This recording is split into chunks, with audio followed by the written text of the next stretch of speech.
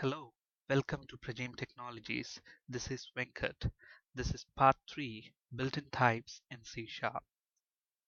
In this session, we will learn about different built-in types that are available in C Sharp, escape sequences in C Sharp, and verbatim literal. So first, let's look at the different types in C Sharp, and all these are built-in data types. So the first data type that we will talk about is the Boolean data type. For example, in your application, if there is a need to store a value, of true or false, then we make use of Boolean data type. For example, if there is a question, are you a major, true or false? Okay. So if you want to store values like this, we make use of Boolean data type. Now, to create a Boolean variable, we use the bool keyword, and maybe you give it a name, b equals true. Okay, so this Boolean data type can only hold true or false. If you try to assign any other value to this variable apart from true or false, then you will get a compiler error, because b is a variable of type Boolean which can hold only true or false. So for example, if I try to assign an integer to that, a number to that, immediately we'll get an error. Look at that red squiggly line, and it shows, obviously constant value 1 to 3 cannot be converted to Boolean. So that's an error. Okay, so but whereas if you look at C or C++, a Boolean data type usually contains 0 or any other number. 0 means false and any other number means true. But in C Sharp, strictly a Boolean variable can hold either true or false. The next data type that we talk about are the integral data types that are available in C Sharp. Now, there are several integral data types as shown in the slide, byte, short, integer, long, etc. Now, all these data types are capable of holding some number.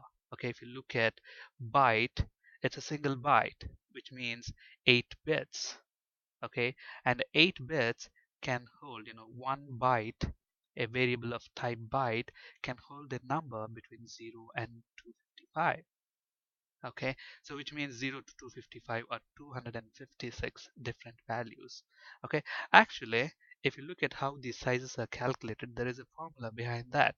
For example, 1 bit, okay, can represent two different values, either 0 or 1, and 8 bits together, they can represent 2 to the power of 8 distinct values.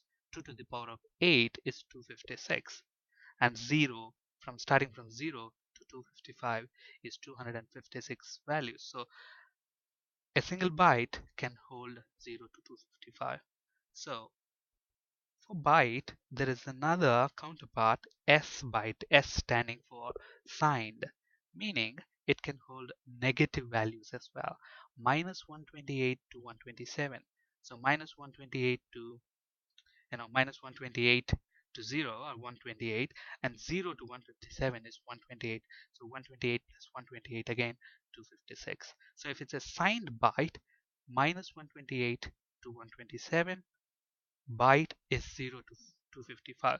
Similarly, for short, integer, long, all of them have their counterparts unsigned, unsigned. Okay, so an integer can hold both negative and positive values, whereas an unsigned can only have positive values. It's not signed. There is no plus or minus. It's only positive values. Okay, now, so what's the difference between these different data types? They are from smallest to biggest. For example, byte is 1 byte. Integer is 32 bits. 32 bits is 4 bytes, whereas long is 64 bits. Okay, which is 8 bytes. So in your application, for example, if you're storing the age of a person, age of a person, most likely couldn't be more than 130, or maximum is 110, 20. Okay, so age of the person is relatively small number. So to store something like that, probably byte is more than enough. Okay, but whereas if you're storing the population of a country, then probably in that case you may choose integer data type because that's a little bigger number, and population of a country is always a positive number, so probably you want to use unsigned integer. Or if it's much bigger, then probably you can go for long. Okay, so depending on the requirement of your application, you can choose the type that is appropriate. Okay, now, is it mandatory to remember all these ranges? I don't think it's practical. Okay, even if you forget the range, even if you don't have MSDN accessible, using Visual Studio you can calculate what is the biggest and smallest number that variable of that type can hold. For example, if I have an integer variable of type I want to find out what is the minimum value that it can store and what is the maximum value that it can store. It's very easy to figure out because this integer type has a property.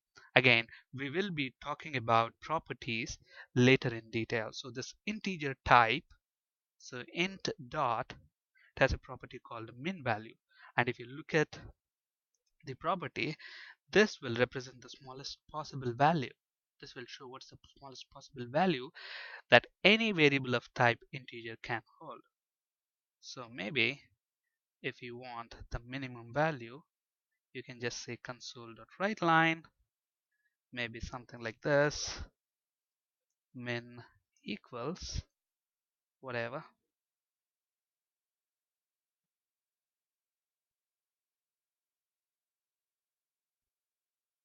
So now if we go ahead and run this, obviously it will show what's the minimum value. And if you compare this with what's there in MSDN, it is exactly similar. Okay. So that's how you can compute the minimum and maximum. Similarly, if you want the maximum value, it's pretty simple. Use the other property, which is maybe max value. And you want to rename this to give it a meaningful name. So you run that, minimum is that, and maximum is that. Right. So those are the different integral data types available in C#. The next data type that we'll talk about, data type, float. Integral data types, they basically can hold a whole number. If you want, decimal precision, then that's not available in these integral data types. So if to store some precision values, then you can choose this floating types. In floating point types, we have float and double, and they are much bigger as well. If you look at the float data type, it is basically 32-bit, and the double is 64-bit. So they can hold relatively big numbers. And if you look at the precision, they are like 7 digits. After decimal, uh, you know, together with the decimal and you know the integral part, they can be 7 digits, whereas this one is 15 to 16 digits. So that's about float. I mean, basically, if you want a precision value, then we can make use of that. For example, double D equals maybe 1 2 3 some decimal places I want, and I can do that. And if you just print that number,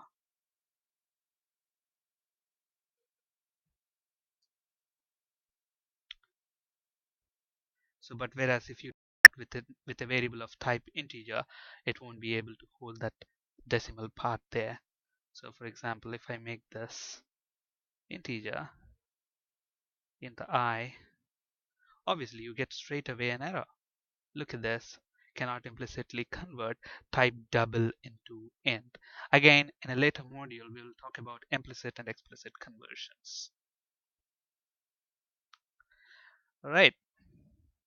So that's double. Similarly, if you want float, if you want a lesser precision, then probably you can go for float.